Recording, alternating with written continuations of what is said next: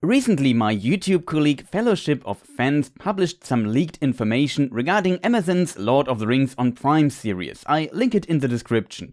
It's the first bit of potential information about the content of the series that has me personally slightly worried, if true. Keep in mind, nothing is officially confirmed yet, but I think it's a good opportunity to talk about it in a short video and establish how I plan covering the series. And this won't surprise anyone who follows this channel. We stick to what the books say and analyze everything in detail. I love discussing the books and lore, not politics though, so keep that at a minimum. For those who want to see the series in a year and want to know nothing about it, this might be a spoiler if true, so spoiler warning.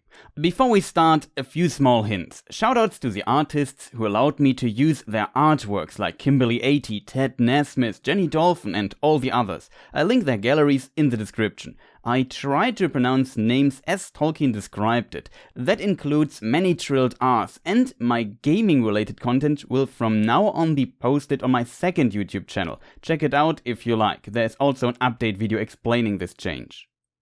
The leak is about Galadriel traveling to Numenor, the powerful kingdom of men, the Westmen, or Dúnedain to be precise, which is an island between Middle-earth and the west continent Aman. She seems to stay there for some time, meeting Isildur's father Elendil, maybe fighting Numenorian guards and visiting Queen Miriel. As a result, this must be very late in the Numenorian story of the lore. It seems actress Morfydd Clark, who will most likely play Galadriel, was at the Numenor set for 3 months.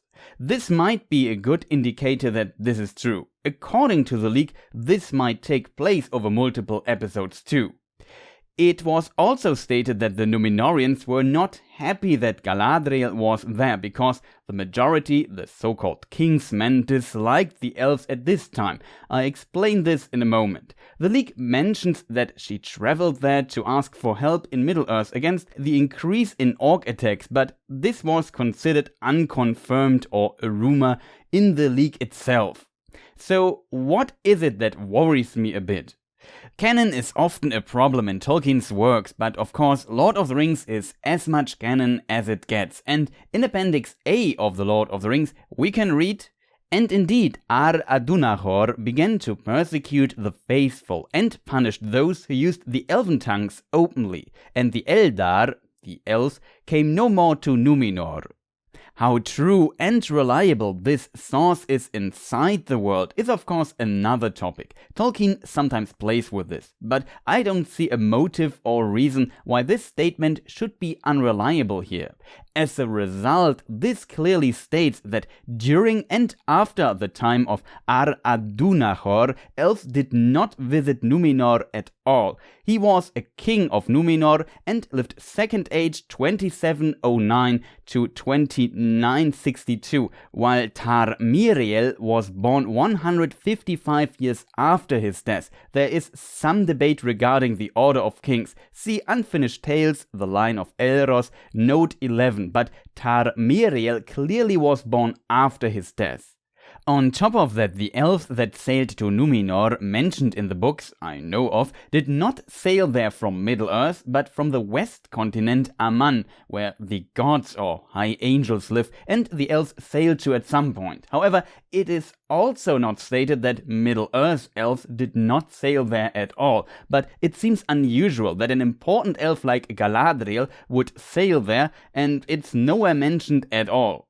There might be some reason for elves from Middle-earth not going there. Elves often have the desire to sail to the west and leave Middle-earth. Living in Middle-earth clashes with their nature. See my video Why Elves Leave Middle-earth. So elves from Middle-earth sailing to Numenor would be close to the west continent, which might be a very special moment and increase their desire to sail west. In Galadriel's case, she is eventually still banned from entering Aman at this point, depending on the version. The ban topic is quite complicated. Still, one could say it contradicts the books, case closed, but there is a bit more to it. In another version from the unfinished tales regarding Ar-Adunachor, Tolkien used a weaker form of what we find in Appendix A, and there's another passage from the Silmarillion that potentially goes into a similar direction. Quote, "In this reign the elven tongues were no longer used nor permitted to be taught, but were maintained in secret by the faithful, and the ships from Eressëa came seldom and secretly to the west shores of Numenor thereafter." Of course, I would personally always see the statements from Lord of the Rings as canon here. However, it shows that Tolkien had different thoughts on this. But there is in the same Unfinished Tales text about King Tar-Palantir also a potential limit to this. Quote, "But no ship came ever again out of the west because of the insolence of the kings and because the hearts of the most part of the Numenorians were still hardened." Maybe to give you a bit more context, the men of Numenor were originally allies and friends of the elves and faithful to Eru, that is God, and his high angels. At some point a development started and this good relationship changed, especially among the kings.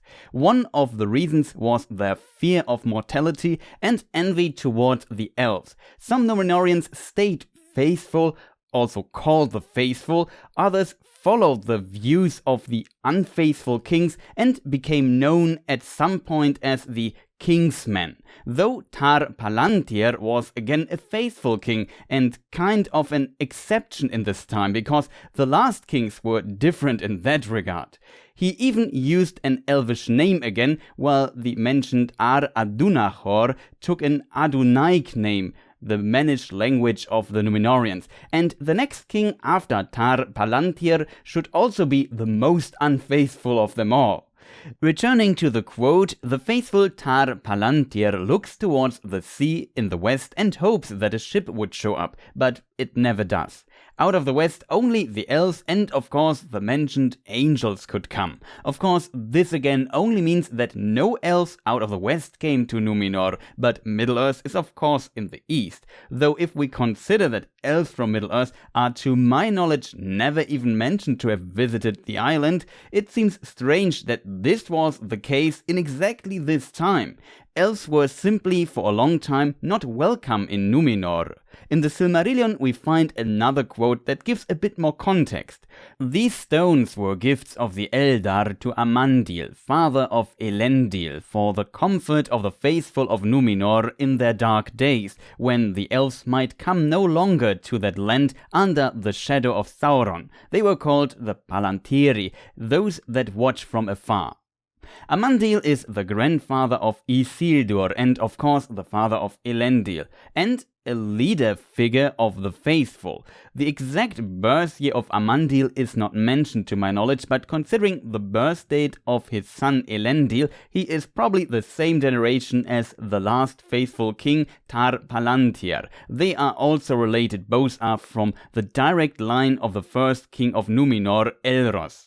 In this text passage from the Silmarillion about the Seeing Stones, the Palantiri, we get explained that Amandil was visited by the elves from the west continent Aman, because the Seeing Stones are from Aman, and they gave him the 7 Seeing Stones as a gift to comfort him in the dark days to come, and after that elves did not travel to Numenor anymore. This must have been before Tar-Palantir became king, because if we consider the other text as true too, and Canon can be debated here, during his reign no ship came ever again out of the west, and the last quote from the Silmarillion also speaks again of elves in general not coming to Numenor again.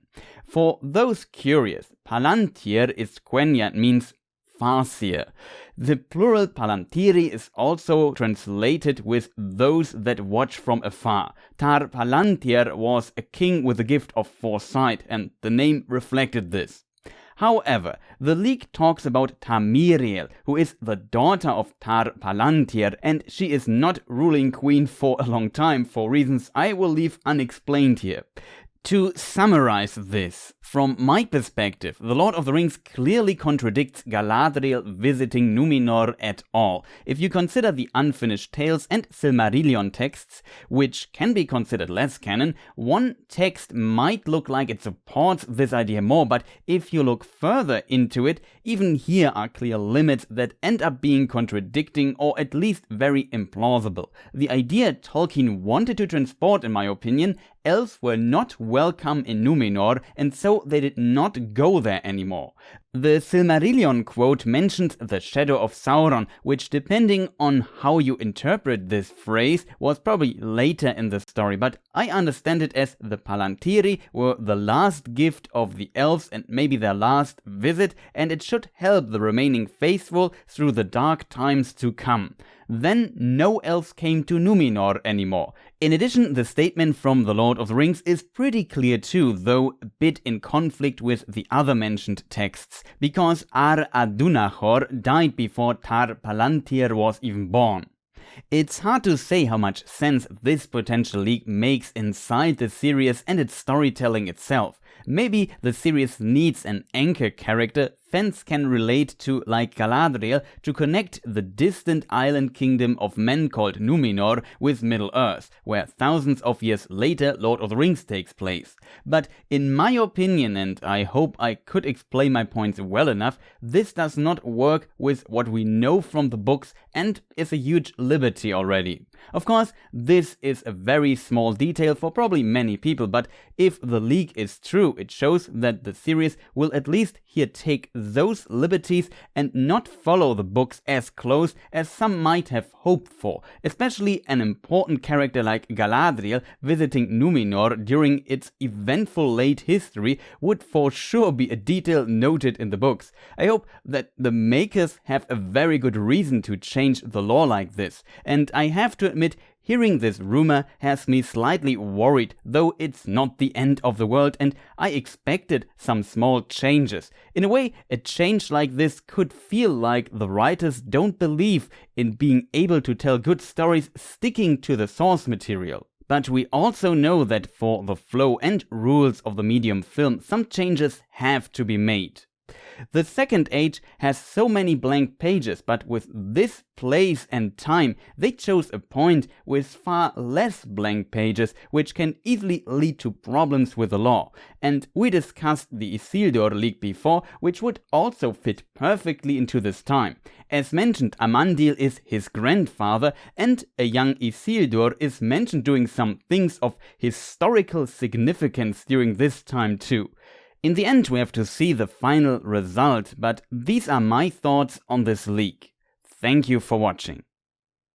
Again, I love discussing the books and lore, not politics. This is about what is in the books and what is rumored to happen in the series. So please stick to the lore in the comments and be friendly to each other, especially if you have different opinions. What are your thoughts on this specific matter? Is this change, if true, a big one in your eyes, or would you argue seeing Galadriel visiting Numenor, potentially being not welcome there, is a very interesting story point and worth a change? Let me know in the comments. This also shows how I imagine covering the series when it's out. I can of course fine-tune the format a bit, and I potentially have very little time for my analysis, so how in-depth it can be initially, we will see. But I plan on explaining and analyzing the differences between the series and the books, looking very closely into the texts, but of course also discuss what the series might do well and where we find some cool references to the books.